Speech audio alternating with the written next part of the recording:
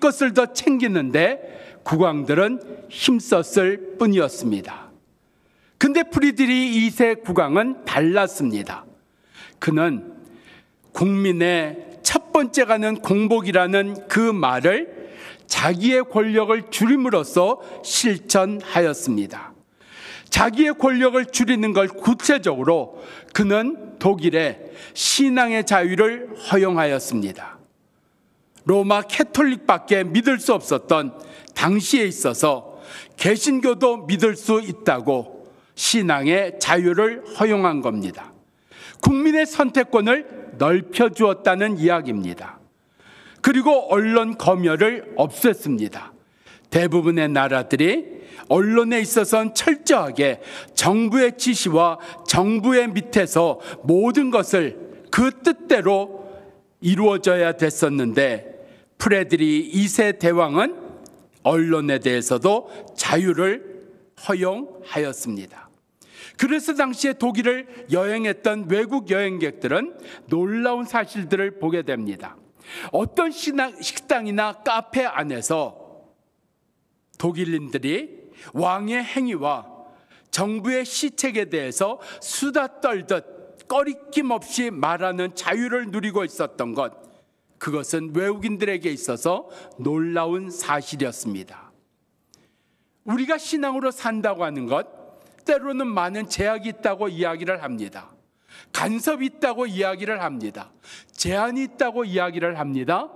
그러나 우리의 삶에서 중요한 것은 요한복음에서 말씀하신 것이 진리가 너희를 자유하게 하리라 하신 말씀처럼 우리에게 주시는 자유입니다. 말씀으로 주어주신 새 사람으로 살게 하신 일에 대한 자유를 우리 가운데 주셨습니다. 그런데 이러한 자유 가운데 우리가 누리지 못하는 자유가 있습니다. 바로 고난으로부터의 자유입니다. 고난에서의 자유, 고난으로부터의 자유를 이야기하면 우리는 마치 고난이 없는 삶을 연상을 합니다. 고난이 없는 삶이 고난으로부터의 자유 아니냐고 그렇게 반문을 합니다. 아닙니다.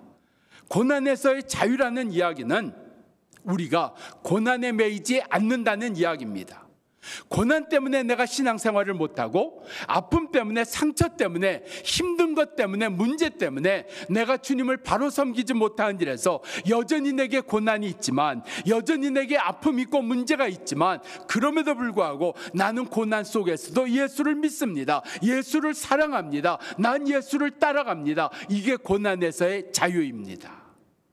오늘 말씀을 통해서 고난에서의 자유가 어떻게 이루어지는지 우리 가운데 말씀을 통해 은혜 받는 역사가 주어지기를 바랍니다. 1절로 3절입니다.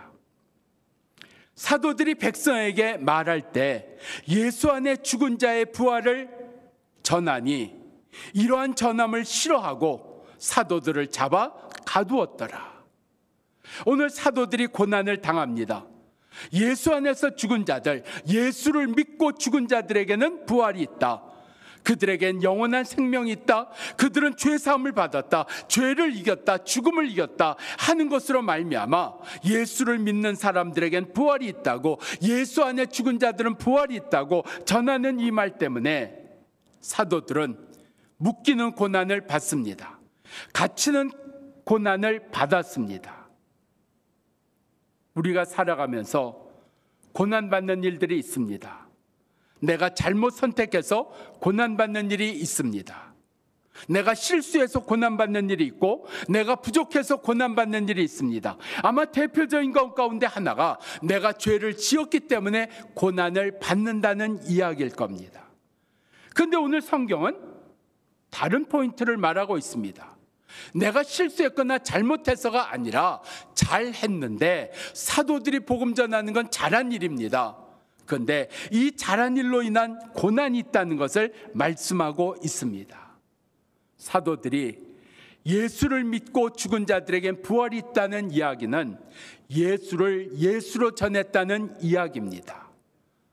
자기 마음대로 지어낸 예수가 아니라, 자기 마음대로 생각하는 예수를 전한 것이 아니라 성경에 있는 예수를 전하였다는 이야기입니다.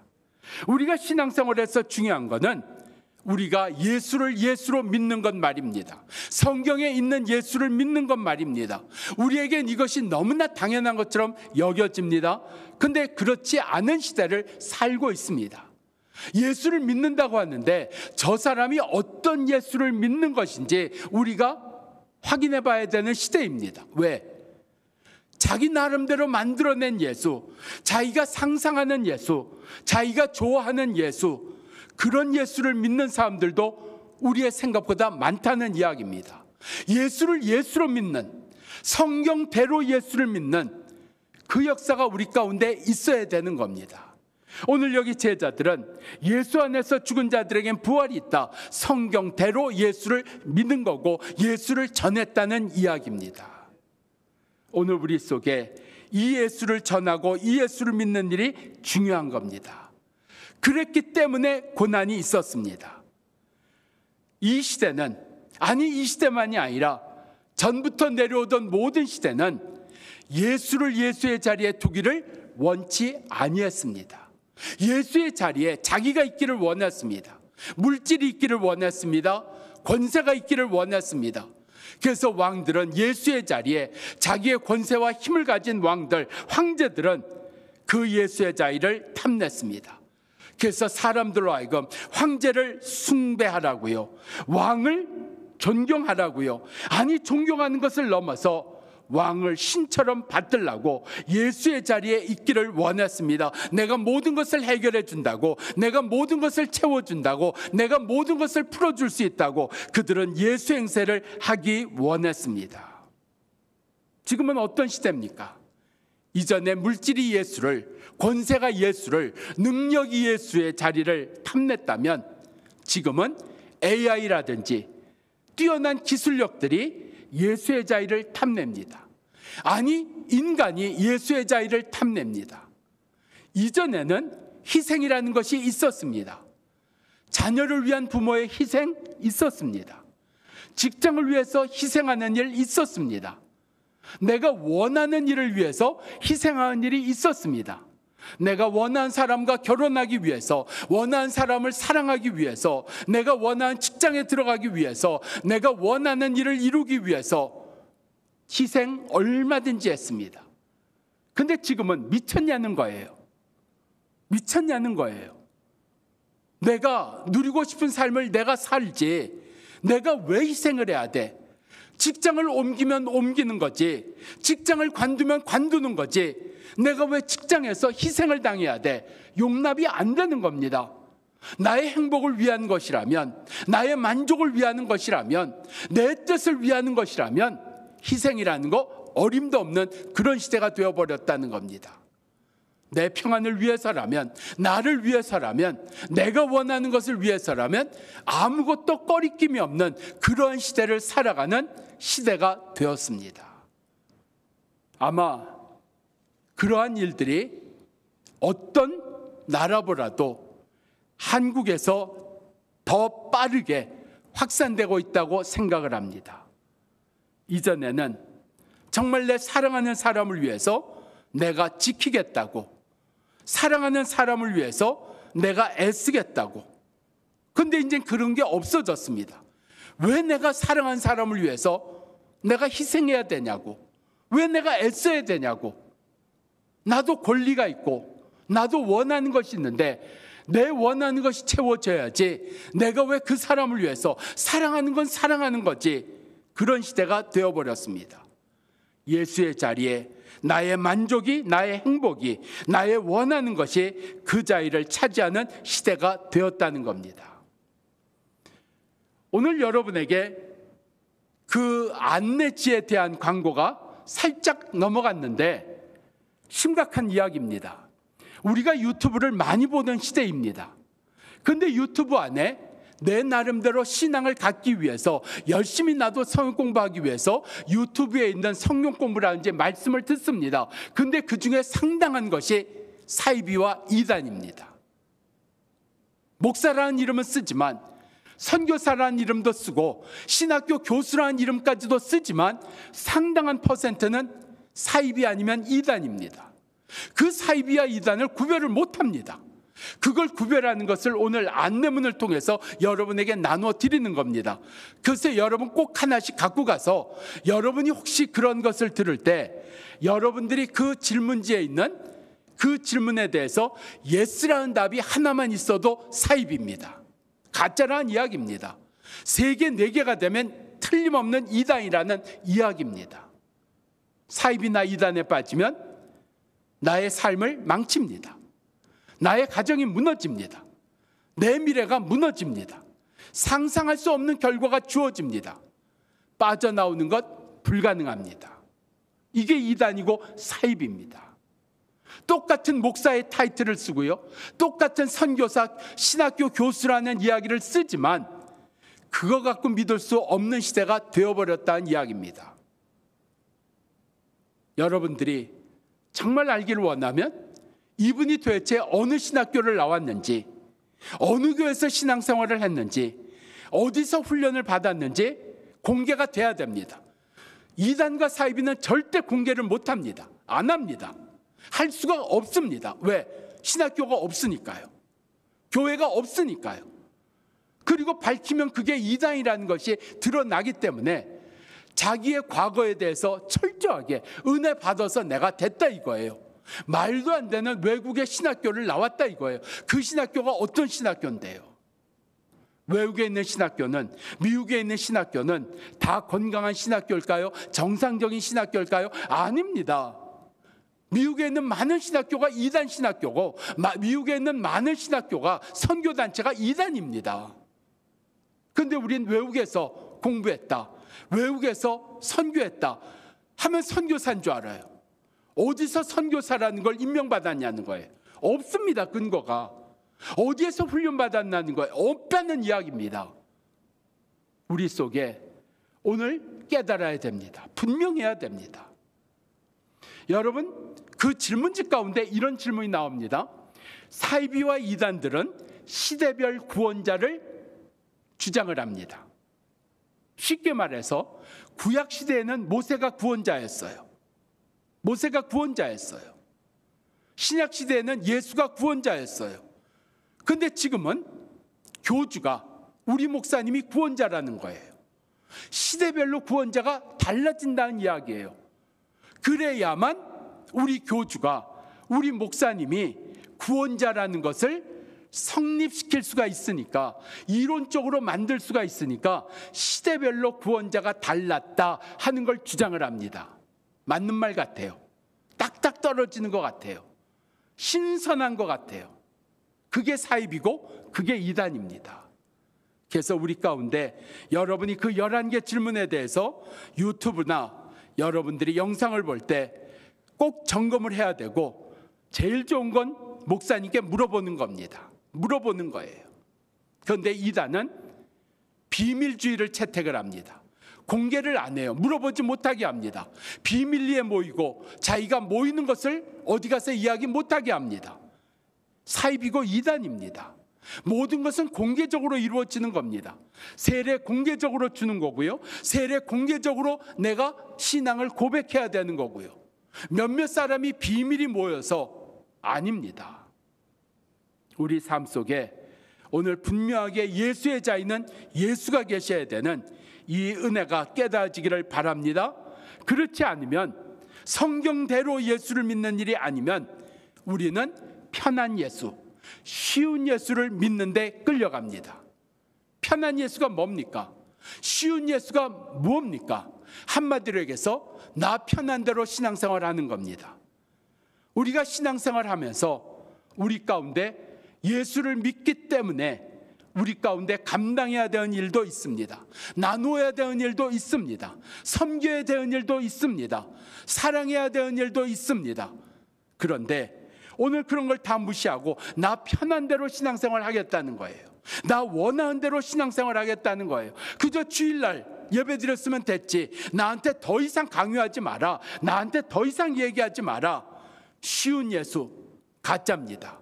편한 예수 가짜입니다. 성경대로 예수를 믿는 역사가 우리 가운데 있어야 됩니다. 성경대로 예수를 믿는다는 건 오늘 말씀처럼 고난이 있다는 것을 이야기하는 겁니다. 우리가 지금까지 고난은 실수했거나 내가 부족했거나 내게 문제가 있을 때, 내가 죄를 지었을 때 고난을 당한다 생각했습니다. 근데 예수를 잘 믿는 것 때문에, 아니 제대로 믿는 것 때문에, 성경대로 믿는 것 때문에 오늘 사도들에겐 고난이 있었습니다. 성경은 이렇게 얘기합니다. 빌립보서 1장 29절, 예수를 위하여 고난을 받게 하심이라. 골로새서 1장 24절, 그리스도의 남은 고난을 그의 몸인 교회와 성도들에게 채우노라.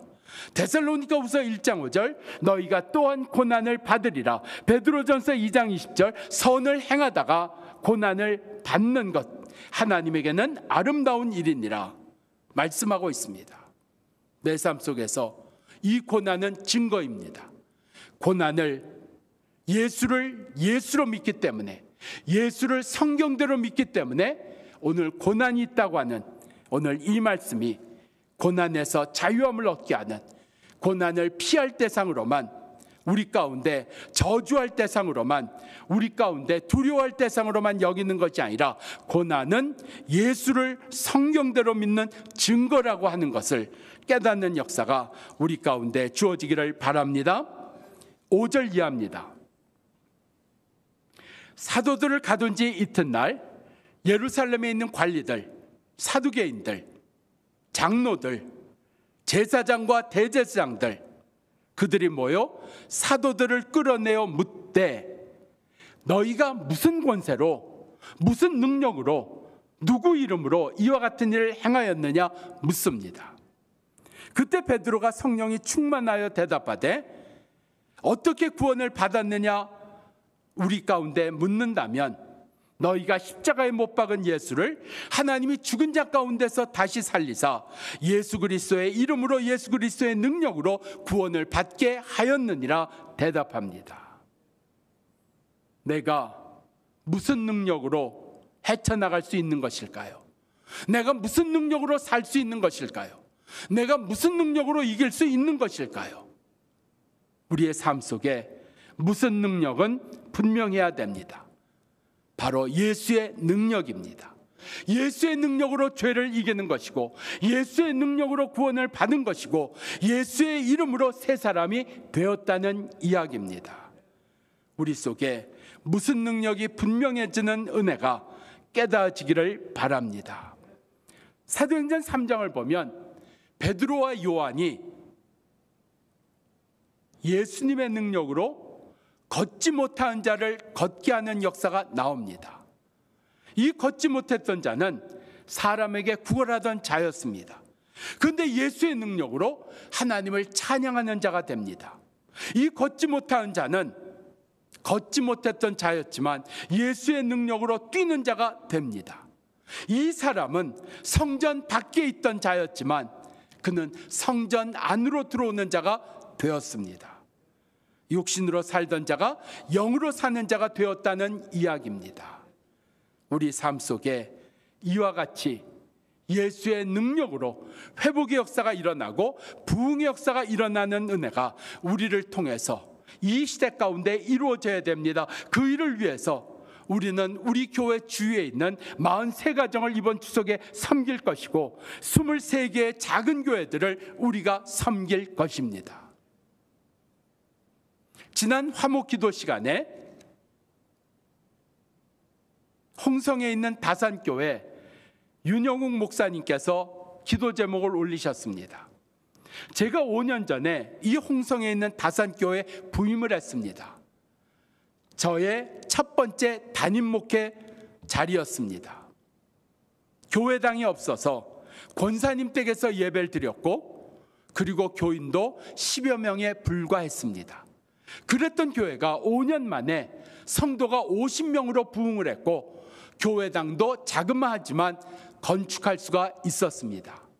이 모든 일이 이루어진 것에는 본교회 성도님들이 찾아와서 섬겨주시고, 삼계탕으로 전도해 주시고, 미용으로 전도해 주시고, 전도지 갖고 전도해 주신 그 역사 때문에 바로 우리 교회가 오늘날과 같은 교회가 되었습니다. 금년에만도 9명이나 등록을 하였고, 남전도회가 처음으로 조직이 되었습니다. 우리 가운데 이유가 있습니다. 섬기지 못할 이유가 있고요. 기도하지 못할 이유가 있고요. 나누지 못할 이유가 있고요. 시간을 내지 못할 이유가 있고요. 섬기지 못할 이유가 있습니다. 그런데 우리 가운데 자유함을 주셨습니다. 그러한 이유로부터 자유함을 주셨습니다. 그러한 상황으로부터 자유함을 주셨고, 그러한 문제로부터 우리에게 자유함을 주셨습니다. 이제는 변명하는 것으로 끝났습니다. 이제는 이유를 대는 것으로 끝났습니다. 그런데 이제는 이유에서, 변명에서, 문제에서 우리를 자유케 하셨기 때문에 내게 이유는 있지만, 내게 변명은 있지만, 그럼에도 불구하고 나는 예수를 따릅니다. 나는 예수를 섬깁니다. 예수님의 은혜를 누립니다. 예수를 사랑합니다. 이 역사가 우리 가운데 이루어집니다. 지는 겁니다. 내가 작은 교회를 섬기지 못할 이유가 뭘까요? 내가 우리 주위에 있는 성도들, 어려운 분들, 예수를 믿지 않는 분들을 내가 섬길 수 있는 이유가 무엇일까요? 이제는 이유가 있었습니다. 근데 이제는 그 이유에서, 그 상황에서 나를 자유하게 하셨다는 겁니다. 고난에서 자유하게 하셔서 고난에 붙들려 가지고, 고난 때문에 나의 할 바를 알지 못하고 고통 가운데 신음하고 아픔 가운데 좌절하는 인생이 아니라, 고난에서 자유하게 하심으로 말미암아 고난 가운데서 여전히 하나님을 찬양하며, 고난 가운데서 여전히 하나님을 믿으며, 고난 가운데서 여전히 주님을 따라가는 역사가 우리 가운데 이루어지기를 바랍니다. 작은 교회 작년에도 섬겼습니다. 작년에는 구정에 삼겹살로 작은 교회들을 위로했습니다. 근데 벌써 코로나가 두 번째 해입니다. 우리가 구정에만 할 것이 아니라 우리가 추석에도 작은 교회들을 위로하자고요. 그래서 지금까지는 우리가 삼겹살로 했지만 이번에는 한우로 하자고요. 우리의 재정이 넉넉해졌나요? 우리가 전보다 더 많아졌나요? 아닙니다. 우리 교회도 코로나19로 인해서 전보다 어려워졌습니다. 힘들어졌습니다. 우리 성도들의 사정도 힘들어졌습니다. 그럼에도 불구하고 하나님은 이유로부터 자유하게 하셔서 우리 가운데 오히려 더 잘 섬기게 하신 그 은혜를 누리게 하셨습니다. 우리 속에 예수의 자리에 예수가 계시면 이유가 없습니다. 변명이 되지 않습니다. 오늘 그 은혜가 우리들 가운데 이루어지기를 바랍니다. 11절 12절입니다. 이 예수는 너희가 버린 돌이었지만 진모퉁이의 머릿돌이 되었느니라. 다른 이로서는 구원을 얻을 수 없으되 천하 사람 중에 구원을 얻을 만한 예수의 이름 외에 우리에게 주신 일이 없음이라. 지금 사도들이 전도하고 있는 겁니다. 지금 사도들이 예수를 전하고 있는 겁니다. 그런데 누구에게 전하고 있어요? 예수를 반대하는 사람들, 예수를 믿지 않는 사람들, 예수를 싫어하는 사람들, 예루살렘의 고위 관리들, 사두개인들, 종교 지도자들, 대제사장들, 이런 사람들은 사도들의 이야기를 듣는 자리에 없었습니다. 그런데 오늘 사도들이 잡혀온 고난 때문에, 묶여온 고난 때문에 이러한 예수를 들을 수 없었던 사람들이 예수를 듣고 전도를 받고 있다는 사실입니다. 나의 고난이 쓰임받고 있다는 이야기입니다. 나의 고난 때문에 예수를 듣지 못할 뻔했던 사람들, 예수를 반대했던 사람들까지 오늘 예수를 듣는, 전도를 받는 기회가 주어졌습니다. 이것이 고난에서 우리를 자유케 하신 하나님의 역사였습니다. 고난에 매달려 사는 인생이 아니라, 고난에 끌려가는 인생이 아니라, 이유 속에서, 변명 속에서 살아가는 인생이 아니라, 오늘 예수를 성경대로 믿고 살아가는, 고난에서 자유함을 얻은 그 복을, 그 은혜를 누리며 살아가는 우리 모두 되기를 축원합니다. 기도하겠습니다.